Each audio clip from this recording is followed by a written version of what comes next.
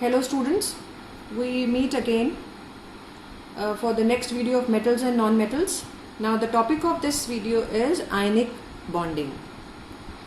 There are two types of bonding, but in this video I am just covering one. Ionic bonding we are going to do in the lesson metals and non-metals. Now what is a bond? Bond is basically a force of attraction that exists between the elements. Now this is ionic bond. It is also called electrovalent bond. These are formed because of transfer of electrons, loss or gain of electrons from metals to non-metals. Now children, transfer of electron will take place and therefore ionic bond is formed. How this transfer of electron is going to take place? Metal will lose electron and non-metals will gain electrons, and therefore ionic bond is formed. You have already done the definition of metals and non-metals.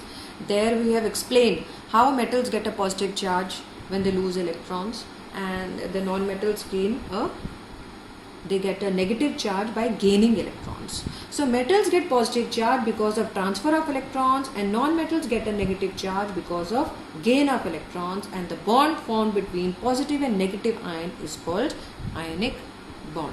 So this is the definition of ionic bond. We have already done metals are electropositive, the definitions of metals and non-metals. Non-metals are electronegative. So we are going to use that here. So we have to study about how the bond is being formed. These are the ionic compounds. First one is sodium chloride, NaCl. So in NaCl there is ionic bond, so it is an ionic compound. Na is a metal. It has an atomic number 11, electronic configuration 281. We all know this.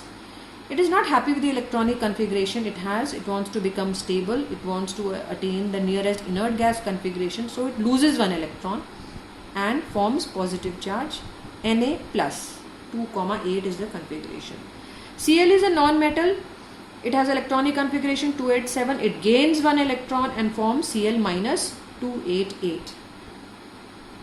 Now children, let us show the ionic bond with the help of Lewis electron dot structure. This is the Lewis electron dot structure that I show. Always the valence electron are shown in the atoms. Always the electrons present in the last shell are shown. So sodium has one electron in the last shell. You can put a cross or a dot, anything. And chlorine will have 7 dots. You are not going to make 17 dots. As we know, only the valence electron participate in the reaction. So you are going to show 7 dots. See how the transfer of electron is taking place. One electron is getting transferred and it forms Na plus and Cl minus. In Cl minus you can see 8 dots now. One has come from sodium. So this is how a bond is formed. Children, let me just show you this with the help of the structure of atom. This is sodium atom.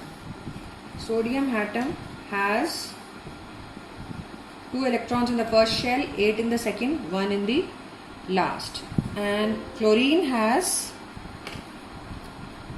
nucleus, then 2 electrons, then 8, then 7. Now sodium is going to lose 1 electron, and last shell it's going to gain electron of chlorine. So they will all come closer to each other.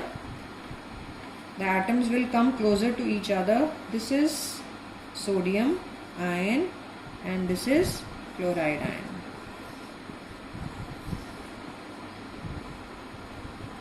And ionic bond is formed. So this is how transfer of electron takes place. It is also called loss or gain of electrons. The next example, children, formation of magnesium chloride. Now you can see here MgCl2 is going to form. Mg has electronic configuration 282. It loses 2 electron and gets a positive charge Mg2 plus. Cl is a non-metal, electronic configuration 287. It gains 1 electron, forms Cl minus. Now children, just analyze the Lewis electron dot structure. When you make, you are going to show 2 dots for Mg. Now Mg is ready to lose 2 electrons. 1 electron will be gained by 1 chlorine atom and the other electron will be gained by the other chlorine atom. So you are going to form Mg2 plus and Cl minus 2. You can see there are 2 chloride ions. and therefore this is the ionic bond. This is how you will write down the ionic bond. and again you can draw a similar structure showing the structure of atom of Mg and Cl2. Let me just show you. There will be one magnesium atom and there will be two chlorine atoms. Just have a look here. This is the nucleus of Mg. You can see. Let me show the two electrons with the help of two dots. Remember, these electrons are opposite to each other. Now this is the nucleus for the one chlorine atom. This is the nucleus for the other chlorine atom, structure of atom.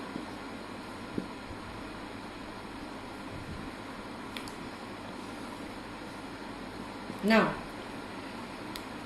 magnesium will lose one electron and this chlorine will gain it. The other electron will be gained by the other chlorine atom. And see how the bond is formed. Mg 2 plus and minus charge. So this is the ionic bond that is formed between MgCl2.